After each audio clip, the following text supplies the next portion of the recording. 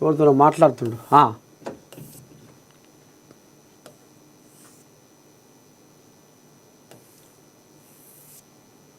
ఇంకేముంది ఆయవన్న వార్త? ఇందిరమ్మ ఇండ్ల ఎంపికలో ఎంపీలకు కోట ఇవ్వాలి.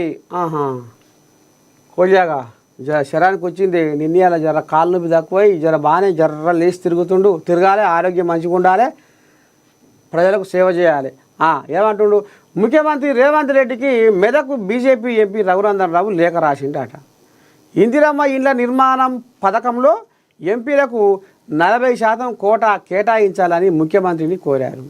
ఈ మేరకు రఘునందన్ రావు బహిరంగ లేఖ రాస్తూ రాష్ట్రంలోని పేదలు బలహీన వర్గాల ప్రజలకు నూతన గృహాలను అందించేందుకు ఇందిరమ్మ గృహ నిర్మాణ పథకం ప్రారంభించేందుకు హృదయపూర్వకంగా అభినందిస్తున్నట్లు పేర్కొన్నారు. ఈ పథకానికి కేంద్ర ప్రభుత్వం అమలు చేస్తున్న ప్రధానమంత్రి ఆవాస్ యోజన నిధులను అనుసంధానించడం సానుకూలమైన పరిణామం అని అన్నారు. మాకు 40% కోట. ఇక ఊర్ల పొంటి జనాలు మాకిల్లు కావాలి, మేము రెక్కలు ముక్కలు చేసుకొని కన్న కష్టం చేసి ఇలా చలికి వణుకుతున్నాము, ఆనకు నానుతున్నాము, ఎండకి ఎండుతున్నాము, మాకిల్లు కావాలని కొట్లాడినట్టే ఉందిగా ఇప్పుడు పెద్ద మనిషిది. మాకు 42% కోట పెంచాలి అంటుండు ఎంపీలకు.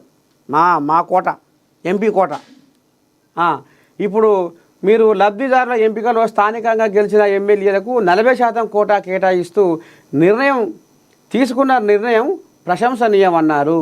ప్రజల మద్దతుతో గెలిచిన ఎమ్మెల్యేలకు గౌరవం ఇవ్వడంలో ఈ నిర్ణయం కీలకమైనదన్నారు. ప్రజల మద్దతుతో గెలిచిన తెలంగాణ రాష్ట్రంలోని 17 మంది లోక్సభ్యులకు కూడా మరో 40% కోటా కేటాయించగలరని రఘునందన్ రావు విజ్ఞప్తి చేశారు. ఈ నిర్ణయం పార్టీపరమైన విషయాలకు అతీతంగా అందరికీ సమాన అవకాశాలను కల్పించడమే కాకుండా కేంద్ర రాష్ట్ర భాగస్వామ్యంతో అమలవుతున్న ఈ పథకంలో లబ్ధిదారుల ఎంపిక మరింత పారదర్శకంగా సమర్థవంతంగా సాగేందుకు దోహదపడుతుందన్నారు. ఈ విషయం మీద ముఖ్యమంత్రిగా మీరు త్వరితగతిన సానుకూల నిర్ణయం తీసుకొని ఎంపీలను కూడా గౌరవిస్తూ ఈ విషయంలో న్యాయమైన నిర్ణయం తీసుకుంటారని ఆశిస్తున్నట్లు లేఖలో ప్రస్తావించారు. ఇక మరి ఎమ్మెల్యేలకు ఏ రకంగా బలం ఉందో అన్నిట్లల్లా, ముఖ్యంగా ఇప్పుడు ఇందిరమ్మ ఇండ్లల్లా మా ఎంపీలకు కూడా కోట, ఎమ్మెల్యేలకు 40% ఏ రకంగా నువ్వు బలం కల్పించినావో ఇప్పుడు మాకు కూడా బలం కల్పిస్తే బాగుండు. ఎందుకంటే మరి మా పలుకుబడి మా పదార తగ్గిపోతుంది. ఊరికి ఆయన ఎంపీ అట, ఆయన ఏమి సాగుతలేదుగా అన్న కాడికి వస్తుందట ఊర్ల పోటీ కథ. ఇక అందుకని ఆ గుసగుస మరి రఘునందన్ శివలో పడ్డట్టుంది, ఇది ఎట్లా ఉంది కథ అని ఇక ఆయనకు రేవంతమయ్యకు మాకు కూడా బలం పెంచు అని ఉత్తరం రాసిండట. మాకు కూడా కోట 40% కోట ఇయ్యారనేది ఇక మరి రఘునందన్ అయ్య రేవంతమయ్యకు ఉత్తరం రాసిండట. చూడాలి మరి ఈ ఉత్తరం మీద కథ ఏం జరుగుతుందో.